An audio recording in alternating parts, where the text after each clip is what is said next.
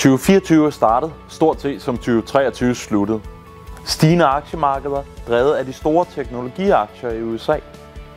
Vi ligger derfor og sætter nye rekorder på stort set en daglig basis i øjeblikket. Den gode stemning på de finansielle markeder, den skyldes positive tendenser i både økonomien, inflationsudviklingen og virksomhederne.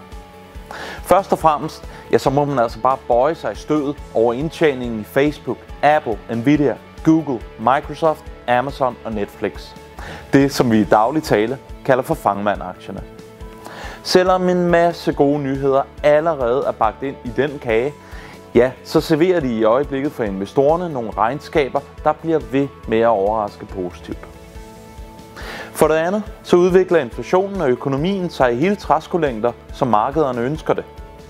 Inflationen, den falder tilbage, og væksten, den synes faktisk at accelerere. Især det, at væksten igen er på vej op i gear, det er måske lidt overraskende.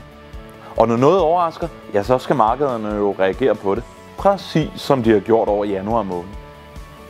Selvom aktier begynder at handle på dyre niveauer, så holder vi altså fast i vores allokering.